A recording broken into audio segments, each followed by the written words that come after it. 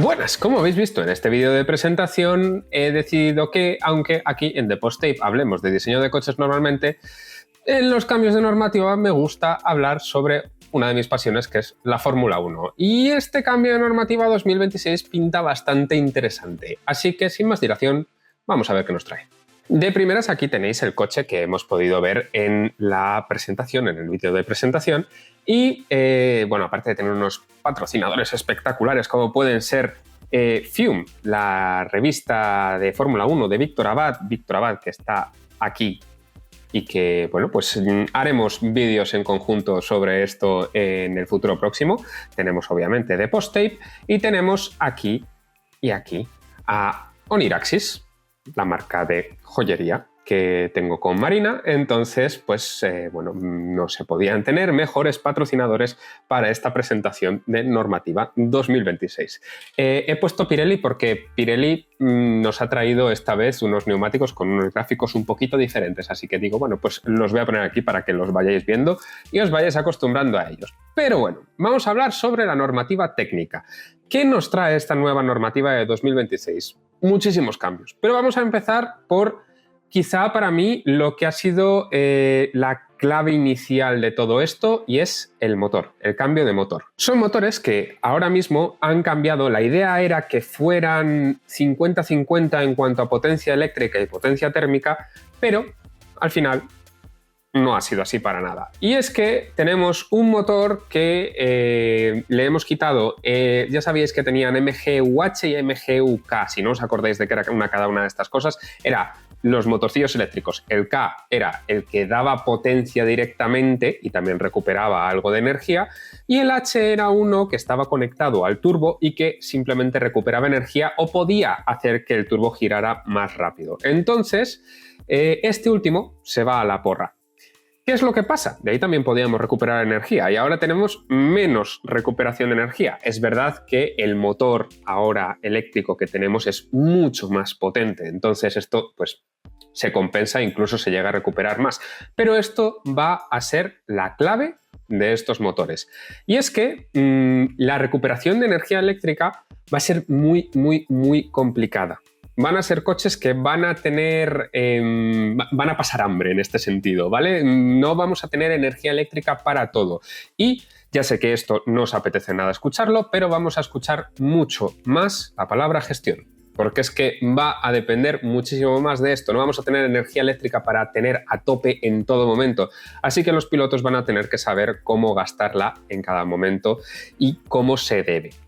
También los equipos van a tener que decidir si quieren recargar estas baterías en más momentos con el motor térmico, es decir, si quieren gastar parte de la gasolina, que está limitada, ya lo sabéis, para generar algo de energía con el motor eléctrico en momentos en los que no se esté acelerando o incluso se esté acelerando un poco. He oído control de tracción ahí de Strangis, puede ser, no lo sé, veremos a ver qué hacen los equipos con todo esto, pero bueno, será algo interesante. Obviamente no puede ser un control de tracción reactivo a que se vaya perdiendo tracción en las ruedas, pero sí que puede suavizar la entrega de potencia quizá del motor. Entonces esto quizás se puede tunear de circuito a circuito, si es más o menos deslizante o si es en lluvia o si no, ahí hay triquiñuelas posibles que se pueden hacer con esto. Pero bueno, esto como siempre las normativas están ahí y pese a que el motor eléctrico está limitado en potencia, el motor térmico no.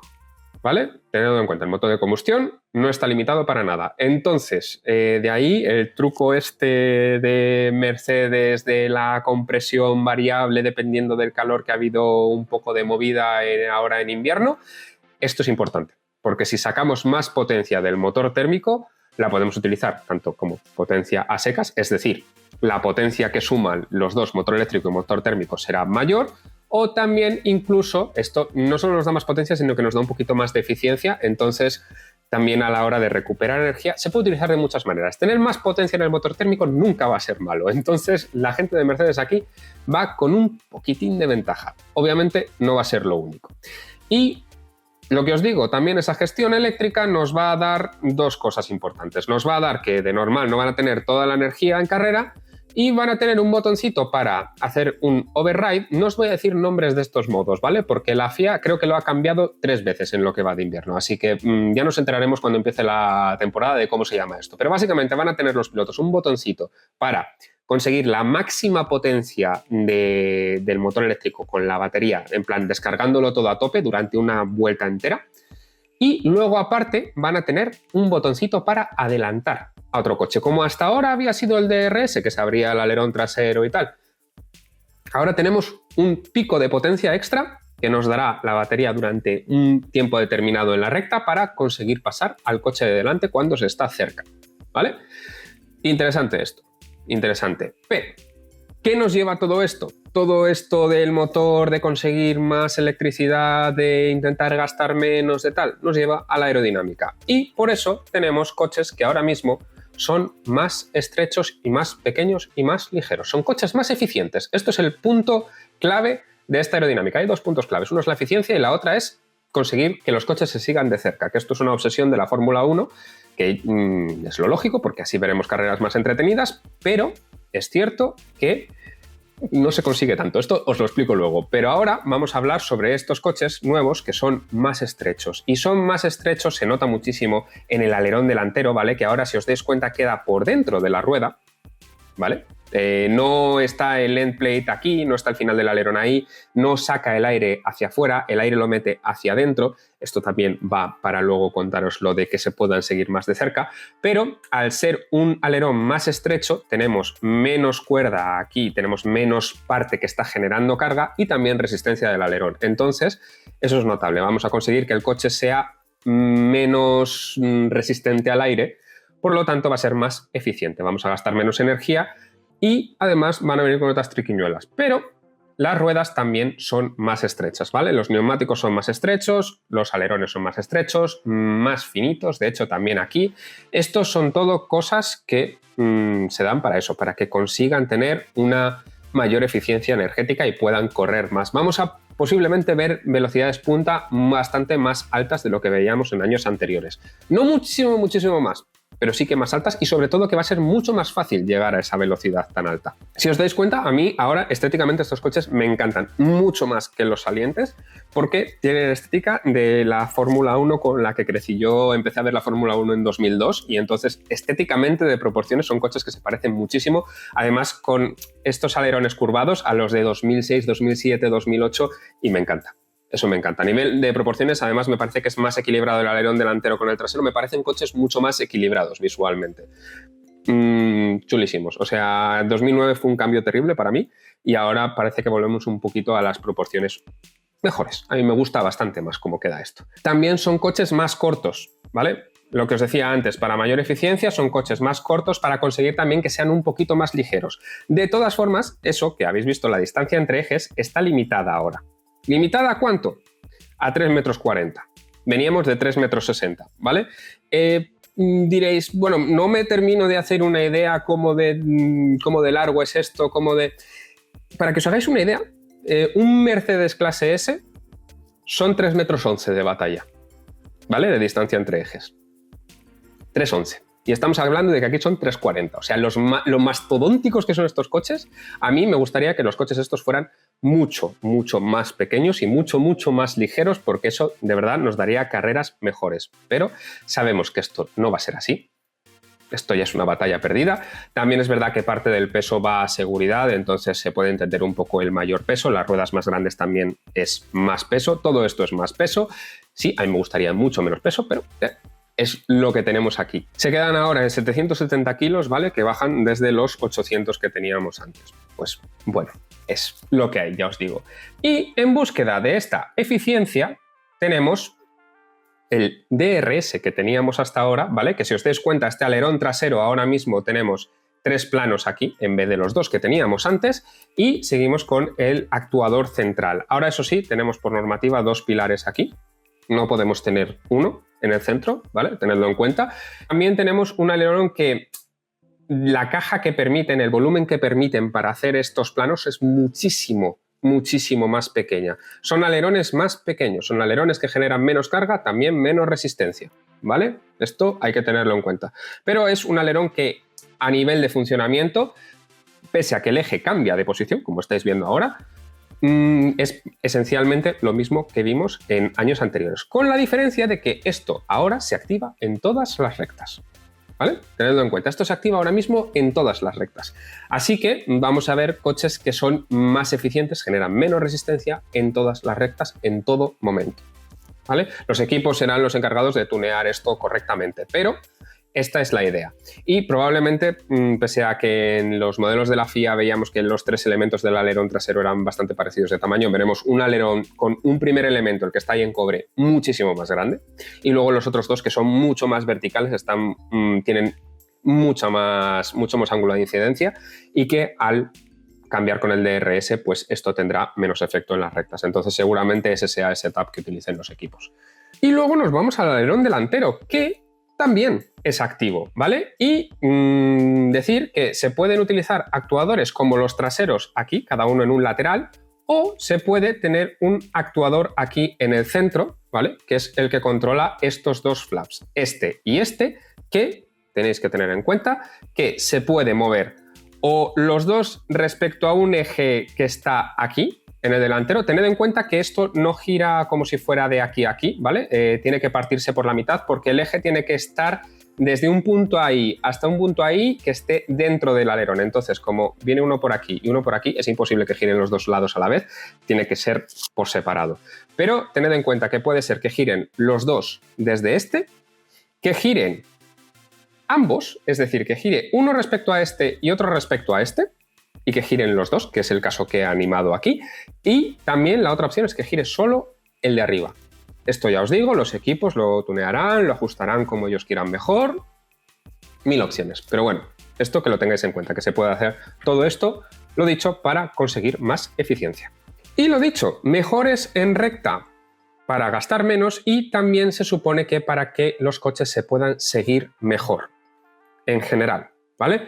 Son coches que la idea de los Fórmula 1 básicamente es que al ser coches que tienen las ruedas descubiertas generan una turbulencia terrible aquí, detrás de la rueda delantera, ¿vale? Tenedlo en cuenta. Entonces, ¿qué quieren los equipos? Como la mayor parte de la carga aerodinámica de un coche de Fórmula 1 se consigue aquí, en el fondo, en el difusor, no podemos tener un flujo muy sucio de aire ahí porque nos lo estropea todo. Entonces, normalmente los equipos de Fórmula 1 tenían aquí en esta zona lo que llamamos los bargeboards, que es un área que controla el flujo de aire sucio y que intenta tirar el aire sucio fuera. ¿Qué pasa si tiras el aire sucio fuera? Pues que el coche siguiente se lo come. Entonces, luego su aerodinámica es peor, no se puede seguir de cerca. Este es el problema que teníamos hasta ahora. ¿Y qué pasa?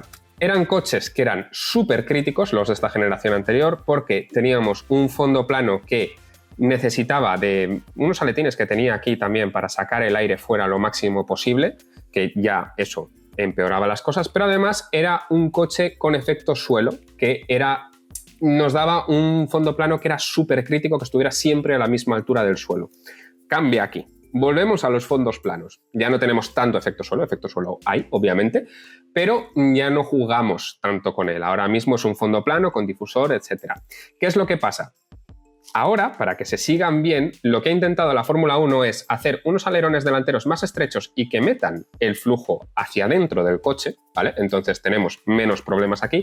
Que entonces luego no sé por qué han dado tanta libertad para hacer aquí estos templates tan bestialmente grandes y con los que controlar el flujo por aquí y liar la parda para que esto sea peor. No lo sé por qué han dado esta opción, pero aquí lo tenemos. Los podían haber dejado más pequeñitos aquí y además es que esto habría sido mejor para luego las carreras en sí, porque no habría habido tantos toques, tantos problemas al darse un coche contra otro, porque habrían podido pasar mejor, porque etcétera.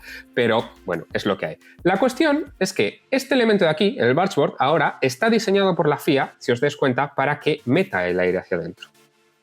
Esta era la idea de la FIA, ¿vale? Esto era la idea de la normativa que al final no. ¿Por qué no? Porque por algún motivo que desconozco han dejado que en la primera sección aquí de esto se puede hacer lo que se quiera. Entonces los equipos seguramente hagan secciones que lancen el aire hacia afuera lo máximo posible dentro del flujo que tengan girando por aquí por la rueda, ¿vale? No van a poder poner una pared así completamente. De hecho, lo que he hecho yo aquí en este modelo 3D probablemente me haya pasado 4 pueblos y esto no se puede hacer tanto. pero que os hagáis una idea de que esto es así. Y luego en esta sección de aquí, en vez de un plano así que meta el aire hacia adentro, o se pueden tener hasta 3 elementos, ¿vale? Y están limitados en ángulo porque tienen que mirar hacia adentro, tienen que...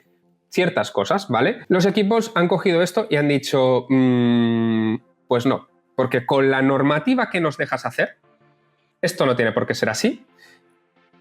Y hemos metido unos elementos así, que estaba claro que todos los equipos iban a hacer cosas de estas, que nos permitan, en parte con el aire que viene ahí, generar un poquito de carga aerodinámica, pero la cuestión es básicamente que deje pasar el aire hacia afuera, ¿vale?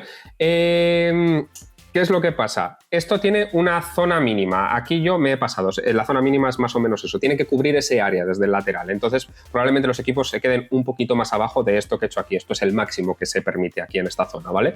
Pero que sepáis que los equipos van a tener este perfil así, con los 3 elementos que se permiten para sacar el aire hacia arriba y que se pueda ir hacia afuera, ¿vale? Ya está. Es que, o sea, la idea de la FIA, a la porra. Ya está. Y según vayan desarrollando estos coches, seguirá siendo cada vez más así y es que va a ser así. Los pontones que veamos probablemente se mantengan bastante planos hasta bastante atrás para intentar conseguir una vez más que ese flujo se vaya hacia afuera, que todo lo turbulento que venga de la rueda delantera, se vaya hacia afuera lo máximo posible, ¿vale? Eso es lo más importante para conseguir que toda esta zona del coche funcione correctamente.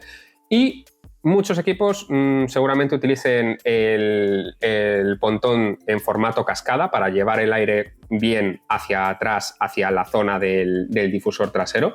Esto es lo más interesante, una zona aquí bastante plana para conseguir que el flujo de aquí se vaya hacia afuera y que se separe del que viene por arriba.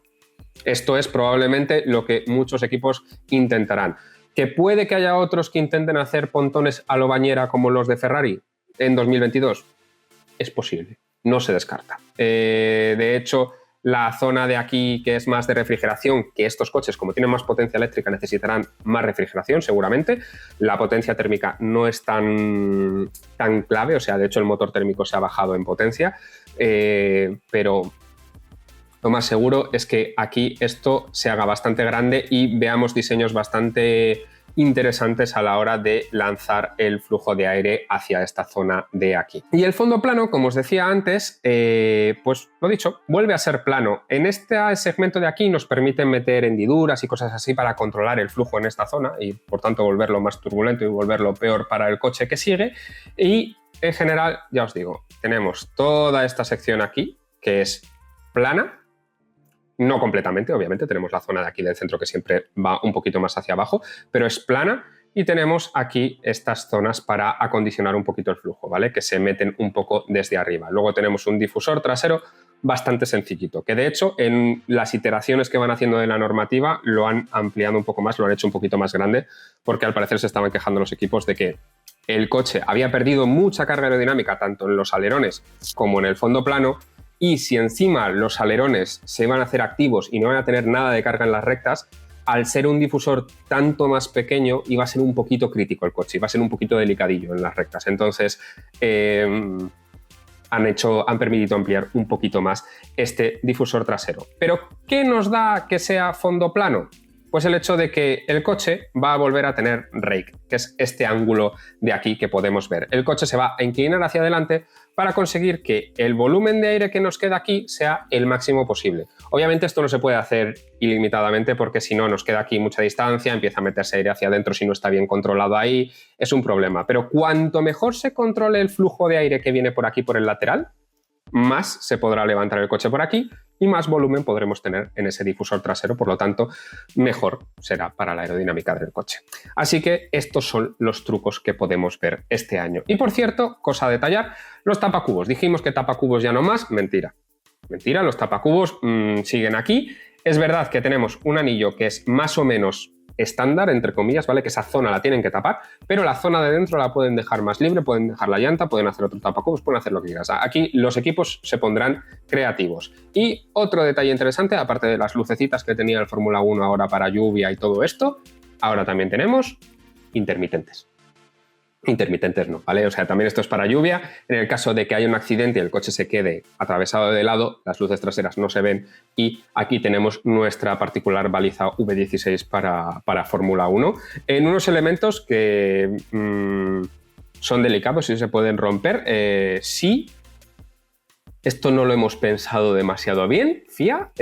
Quizás se podría haber puesto en esta zona mejor, puede ser. Pero bueno, no creo que sean de mucha utilidad en cualquier caso, porque si es en condiciones de lluvia en las que se ve muy poquito y a la velocidad a la que van vienen de una curva ciega, alguna cosa así, se los tragan igual.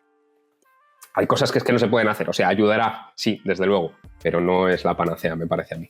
Por último, antes de que se me olvide, el hecho de que sea un fondo plano nos da otra cosa también, que es que probablemente ya no veamos suspensiones tan extremas como las que veíamos en años anteriores para conseguir que ese fondo con efecto suelo que teníamos antes tuviera la mayor efectividad posible, porque tenía que estar a la misma altura sobre el suelo todo el rato. En este caso no es tan crítico, ¿vale? Entonces probablemente tengamos unas suspensiones que no tengan tanto ángulo de anti-dive, no sean tan extremas, podamos ver coches que tengan un poquito de suspensión más blandita, también será mejor para los pilotos, mejor para todo el mundo, básicamente.